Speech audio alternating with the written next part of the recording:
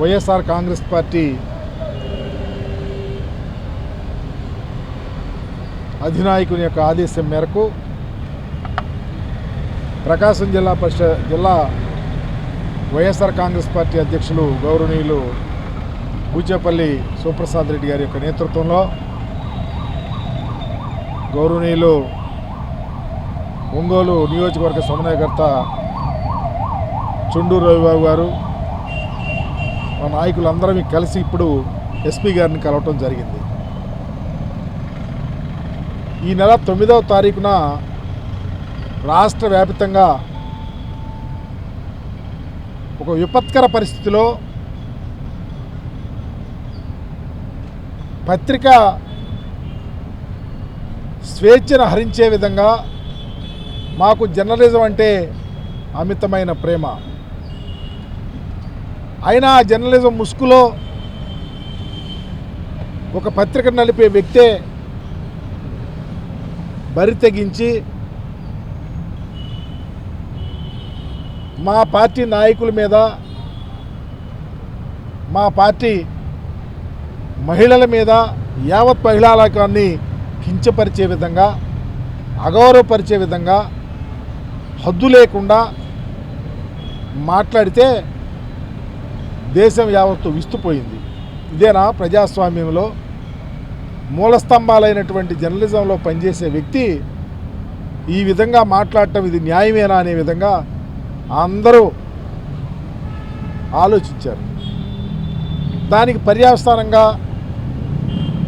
ఈ రాష్ట్రంలో ఉన్నటువంటి అన్ని నియోజకవర్గాల హెడ్ క్వార్టర్స్లో మేము పోలీస్ స్టేషన్కి వెళ్ళి అయ్యా మహిళలను అగౌరవపరిచారు, ఏబిఎన్ రాధాకృష్ణ గారు చాలా దారుణంగా మాట్లాడారు, మాటకి పలుకుకి విలువ ఉంటుంది, ఆయన మాట్లాడిన మాటకి పలుకు ఈ రాష్ట్రంలోనే కాదు దేశంలోనే కాదు నారీ శక్తిని అపహాస్యం చేసే విధంగా మాట్లాడారు, అందుకని వారి మీద చట్ట ప్రకారం చర్య తీసుకోండి, ఎందుకంటే రేపు నేనైనా ఎవరైనా ఇంకొకరైనా భాషను వేరే వ్యక్తుల్ని సమాజాన్ని గాయపరిచే విధంగా మాట్లాడడం తప్పు, అందుకని చర్య తీసుకోమని చెప్పేసి 9వ తారీఖున పోలీస్ స్టేషన్లో కంప్లైంట్ ఇచ్చాం. అలాగే ప్రకాశం జిల్లా యావత్తు ఇచ్చాం. ఈరోజు కూడా ఎక్కడా స్టేషన్లో కేసులు పెట్టాల. మేము ఇచ్చిన కంప్లైంట్ తీసుకున్నాం. కంప్లైంట్ మీద పోలీసు వారి యొక్క సంతకం చేసి మరలా వెనక్కి కాపీలు తీసుకున్నాం. అదే క్రమంలో ఈరోజు ఎస్పీ గారిని కలిసి 9వ తారీఖున మేము కంప్లైంట్ ఇచ్చాము. ఈ రోజుకి చర్య తీసుకోలేదు. తక్షణమే మీరు సంబంధిత పోలీస్ స్టేషన్లకి మేము ఇచ్చిన కంప్లైంట్ని తీసుకొని కేసు కట్టాలని చెప్పేసి ఈరోజు రిప్రజెంటేషన్ ఇవ్వటం జరిగింది. నేను ఎందుకు చెప్తా ఉన్నానంటే ఈరోజు పార్టీలు తెలుగుదేశం పార్టీ కావచ్చు, కాంగ్రెస్ పార్టీ కావచ్చు, వైఎస్ఆర్ కాంగ్రెస్ పార్టీ కావచ్చు, ఏ పార్టీలైనా కావచ్చు, ఎన్నికల్లో పోటీ చేస్తాం, ఒక పార్టీ గెలుస్తుంది, అధికారంలోకి వస్తుంది.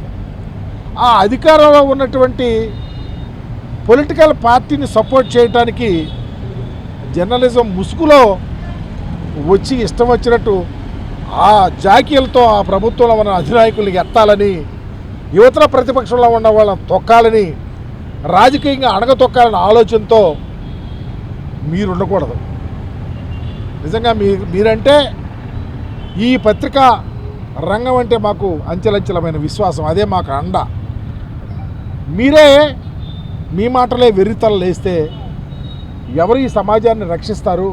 మీ మాటలు ఈ సమాజాన్ని భక్షించే విధంగా లేవని అడుగుతా ఉన్నాం.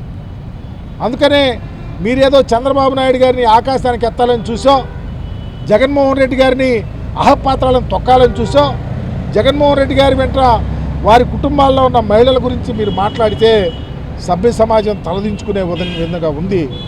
ఎక్కడైనా జాగ్రత్తగా అకౌంటబిలిటీతో, రెస్పాన్సిబిలిటీతో మీరు ముందు నడిస్తే సమాజానికి మంచి జరుగుతుందని తెలియపరుస్తూ తక్షణమే ఆ కేసుల్ని మళ్ళా పునఃపరిశీలించి కేసులు రిజిస్టర్ చేయించవలసిందిగా ఎస్పీ గారికి విజ్ఞప్తి చేయడం జరిగింది. ఈరోజు ఈ రాష్ట్రంలో కూటమి ప్రభుత్వం చేస్తున్న అవినీతి అరాచకాలని ఎండగడుతుంటే ఈ కూటమి ప్రభుత్వం ఈ 2 సంవత్సరాల్లో చేసిన అప్పు 3,30,000 కోట్లు కాగా రోజుకు 500 కోట్ల రూపాయల లెక్కన నెలకు 15,506 కోట్లు లెక్క తేలింది. ఒక రోజుకి వీళ్ళు చేస్తున్న అప్పు, ఒక నెలకి రోజుకి 500 కోట్ల కాడికి అప్పు చేస్తూ పరిపాలన ఏం చేస్తున్నారని మా పార్టీ తరఫున మేము ప్రశ్నిస్తూ ఉన్నాం.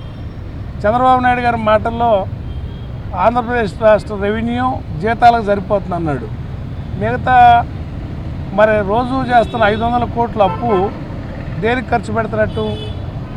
సంక్షేమం ఏం పెద్దగా కనపట్ల, అభివృద్ధి అసలు లేదు. అమరావతి అని చెప్పెత్తుకొని ఈ రాష్ట్రాన్ని అవినీతితో దోచుకుంటా అందరినీ, రైతాంగాన్ని ముఖ్యంగా గాలి కొదిలేసి, ఆరోగ్యశ్రీ లేకుండా, హాస్పిటల్ ఆరోగ్యశ్రీ బిల్లులు కట్టే పరిస్థితి లేకుండా, హాస్టల్లో పిల్లలకి విద్యాదేవుని ఇచ్చే పరిస్థితి లేకుండా, వసతి దేవుని ఇచ్చేది లేకుండా ఫెయిల్ అవుతూ ఉంటే మీరు చేస్తున్న మెడికల్ కాలేజీలు అమ్ముకోవటం ఇటువంటివన్నిటిని మేము ప్రశ్నిస్తూ ఉంటే ప్రభుత్వం సమాధానం చెప్పలేకపోతుందని ఏబిఎన్ రాధాకృష్ణ గారు అక్కసుతోటి మమ్మల్ని ఇచ్చే పని ఆయన పెట్టుకున్నాడు. ఆ పని కూడా జిగుప్సాకరంగా ఏదన్నా సిద్ధాంతపరంగా మాట్లాడితే మేము సమాధానం చెప్పగలం, పార్టీ పరంగానో విధానపరంగానో మాట్లాడితే సమాధానం మా ప్రతి ఒక్క కార్యకర్త కూడా చెప్పగలడు. కానీ మేము మాట్లాడే మాటలు జగన్మోహన్ రెడ్డి గారు మాకు నేర్పిస్తున్నాడనో, లేకపోతే ఆయన ఏం చెప్తే అది మేము ఫాలో అవుతున్నాం, గుడ్డిగా ఫాలో అవుతున్నాం అని మహిళల పట్ల సీనియర్ జర్నలిస్ట్ అయినటువంటి రాధాకృష్ణ గారు చేసిన మాటలను ఖండిస్తూ మేము కంప్లైంట్ ఇవ్వమైంది. ఆ కంప్లైంట్ మీద కనీస చర్యలు లేవని, మా ఆత్మగౌరవాలు దెబ్బతిన్నాయి కాబట్టి వాటి మీద చర్యలు తీసుకోమని వాళ్ళ ఎస్పీ గారిని కూడా కలుస్తూ ఉన్నాం. ఇటువంటి మాటలతోటి మా మనోభావాలను, మా మనోస్థైర్యాన్ని దెబ్బతీయలేరు. ఈ కూటమి అరాచకాన్ని, కూటమి అప్పుల లెక్కలన్నీ తేలుస్తాం.